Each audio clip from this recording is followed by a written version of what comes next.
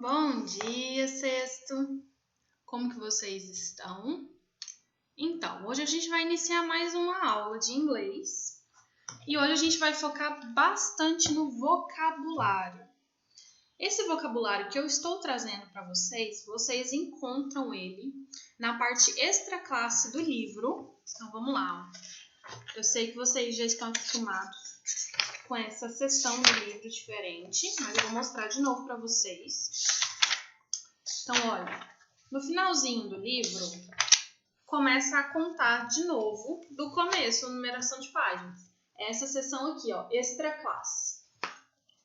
Então, depois da extra classe do livro, na página 32, tem uma nova seção de vocabulário. Por quê?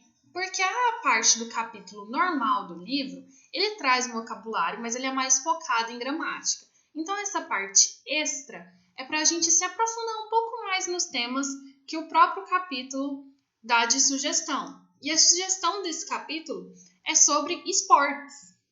Então, a gente vai ver algumas palavras que são comuns de serem usadas em momentos esportivos.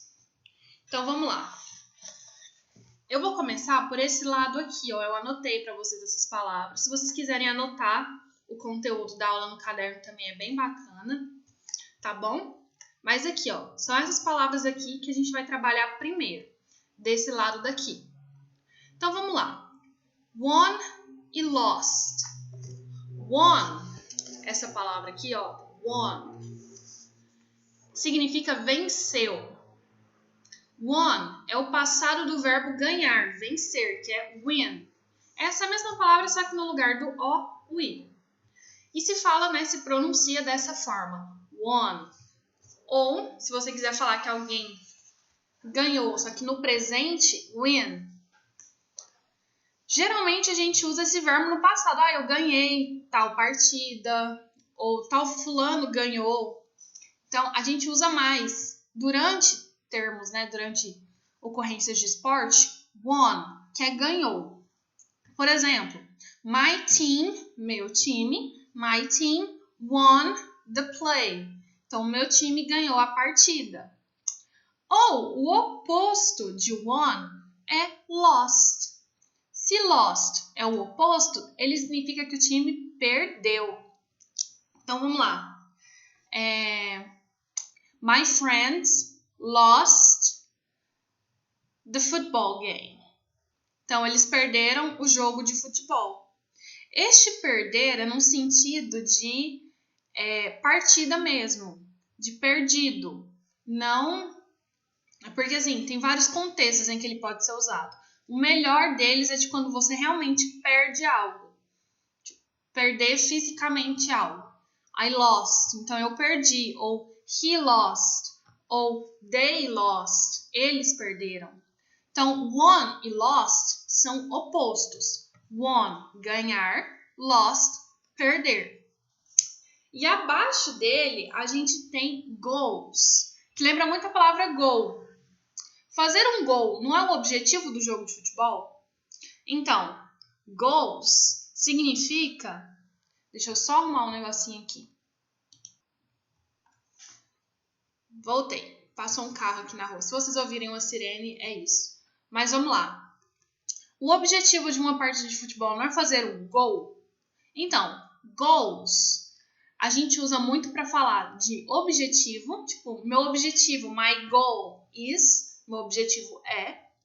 Ou então, que tal time pontuou tantos gols contra o outro. Então, ele é um sinônimo de points, que é pontos. Então, goals e points são sinônimos, tá bom? Abaixo de goals e points, que são sinônimos, a gente tem broke, broke. E é isso mesmo, é o passado do verbo quebrar, break. Broke significa que alguém quebrou um recorde ou quebrou alguma coisa. Geralmente ele é usado muito para descrever que alguém quebrou um recorde. Que ele fez uma coisa tão incrível, tipo, quebrou. Foi além. Então, a gente pode falar assim, he broke a record é muito usado também para desejar boa sorte, tipo, quebra a perna, broke a leg. Mas isso não é muito em esporte, é mais no teatro. Mas ele também é muito usado para isso. E muito usado juntamente com broke é holds. Holds, esse aqui de baixo, holds, significa segurar. Quando a gente usa essa expressão, significa que alguém detém algum título. Então, por exemplo, Michael Phelps, que é o nadador olímpico, holds the title. Então, ele segura o título de melhor nadador, of best swimmer. Ele é o melhor nadador. Então, ele detém esse título. Holds é que algo pertence a alguém. O exemplo que o título tem é que outra pessoa tinha o título. Então, he holds the record. Então, outra pessoa tinha o título. E aí, então, por exemplo, você quebrou esse recorde.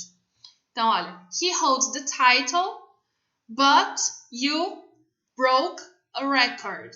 Então, tá vendo como é muito usado em partidas, em Jogos Olímpicos. E aí, a gente tem mais um conjunto de sinônimos, que é beat. Beat é a mesma coisa que defeated, é derrotar. Então, é venceu. Sabe quando você fala assim, o outro time apanhou, tipo, ganhou assim, de lavada? É o beat. Quer dizer que foi uma vitória assim, de lavada. Beat. É muito usado em futebol, mas também em esportes de contato, porque beat e defeated são sinônimos muito claros de derrotar. Então, assim, beat é mais, assim, agressivo, né? Tipo, você ganhou de lavada. E defeated é só assim, você perdeu.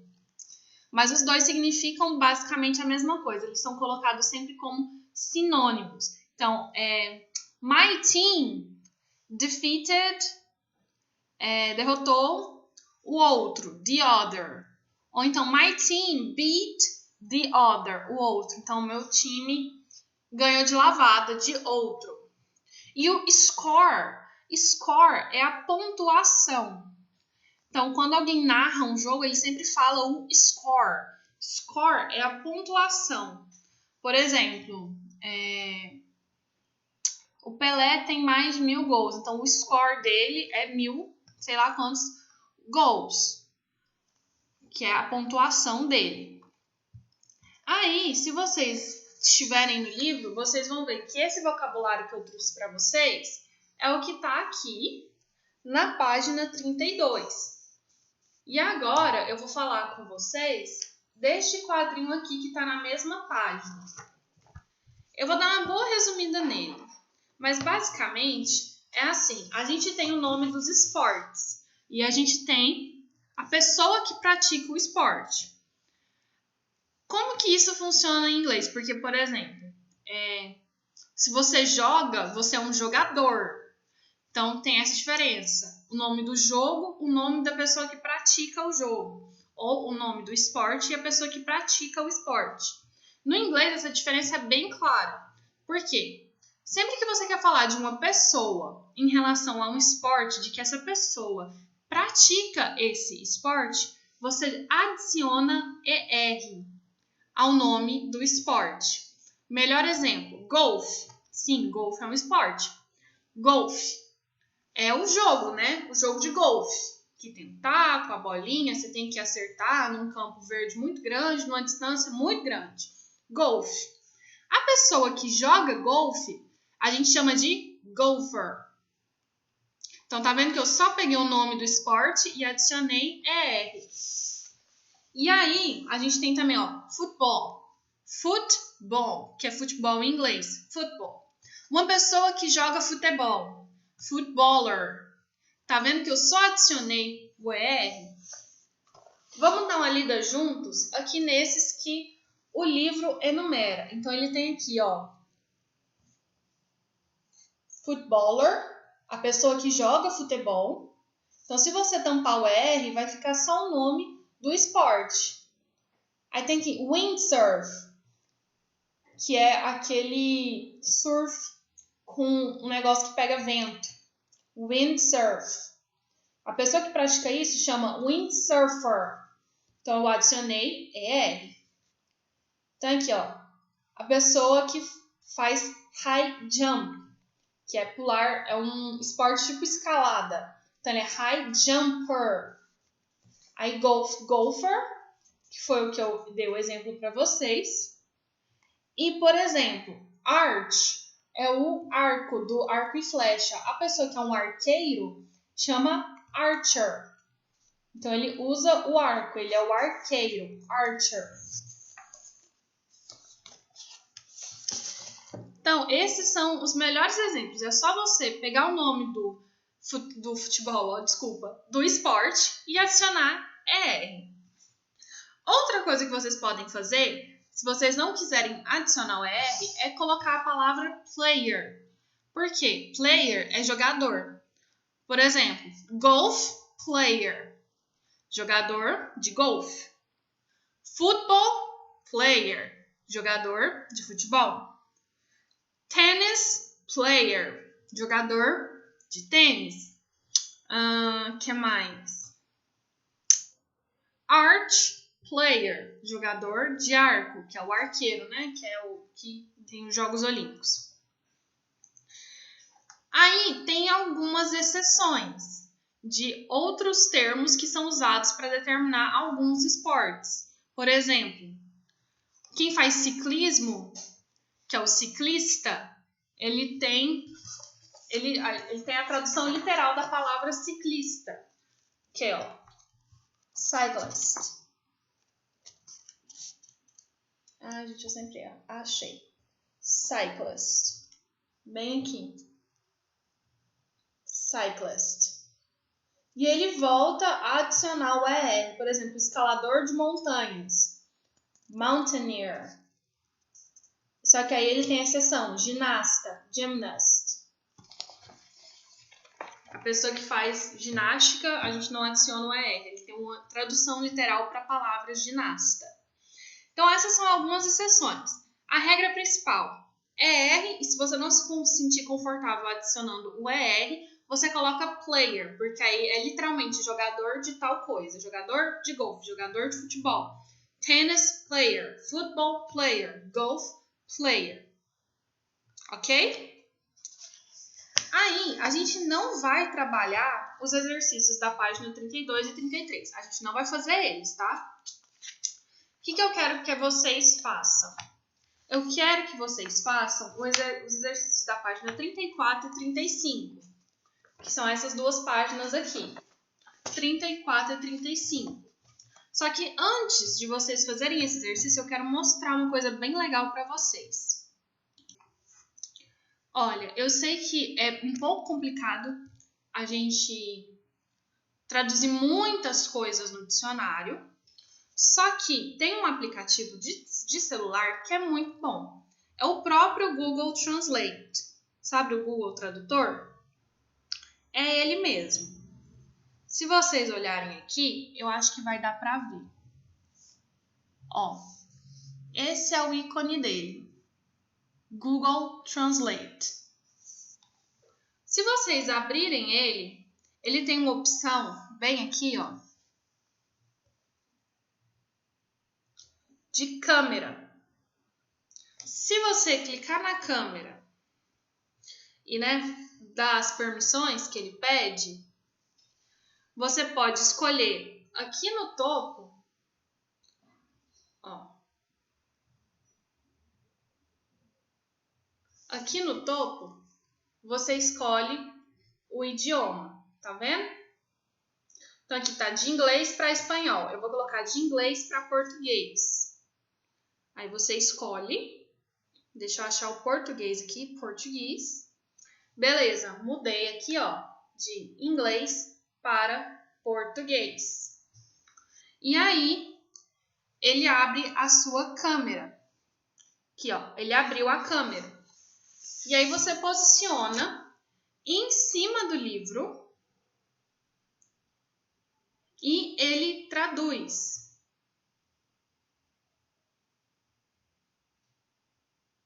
Aqui, ó.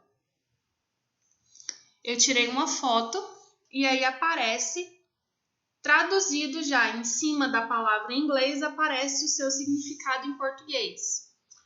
Então, se vocês tiverem interesse de usar ele para fazer as atividades que vocês veem que tem muitas palavras que vocês não conhecem, não tem problema. Mas agora eu vou ler cada exercício com vocês, para vocês entenderem o que vocês precisam fazer em cada um dos exercícios, como a gente fazia em sala. Então, na página 34, vocês vão começar já do número 5. Então, no número 5, ele fala assim: preencha as lacunas com as palavras adequadas. As palavras adequadas é uma dessa caixinha aqui, ó, que ele já deu lá no começo da explicação. Então, na número 5, vocês vão ter que enquadrar essas aqui dentro de A a F, nessas lacunas. Tá bom? Na 6, ele pergunta assim: How do you call a person who? Como você chama uma pessoa que? Aí na primeira tem assim: ride horses in races, que é cavalga cavalos em corridas. E aí ele dá, né, os tipos de coisas que a pessoa faz para você colocar qual esporte que essa pessoa pratica. Então é meio que um enigmazinho. E aí, nessas partes que tem essas fotos aqui assim, ó, que vai daqui, né, até o resto da página, ele está mostrando locais diferentes. Por exemplo, tem um campo de golfe, tem uma quadra de hóquei. E aí vocês vão identificar o que é esse local, se é uma quadra de basquete, e colocar assim o esporte que se pratica nesse local. Por exemplo, o primeiro local aqui, da página 34, esse daqui, o primeiro, é uma quadra de basquete. Então, o que você vai escrever aqui embaixo? Basketball, que é o jogo que se joga nesse local. E assim por diante nos outros desta página. Tá bom? Então, para casa, eu vou deixar o 5 e o 6 e essa parte aqui de completar para a gente terminar, resolver na semana que vem, fazer a correção e dar sequência com o novo conteúdo, tá bom? Então é isso, gente. Eu acho que por hoje é só. Lembrando, nesse aqui, da número 6, que pergunta a pessoa que pratica tal esporte você pode colocar, igual eu ensinei, adicionando o ER ao nome do esporte, ou você pode manter o nome do esporte intacto e apenas colocar player, que é o que ele fala aqui também nesse quadrinho da página 32. Por exemplo, como é que daria para fazer isso com golfe? Golfe é o esporte, né? Jogar golfe. Dá para você falar golfer, a pessoa que joga golfe, ou golf, normal, sem adicionar nada, golf player, que é o jogador de golfe. Tá ok? Então, tem essas duas formas da gente fazer. E a gente vai fazer a correção. E aí eu espero ouvir de vocês, né? A gente conversa mais na nossa sala virtual. Tá ok? Até a próxima aula.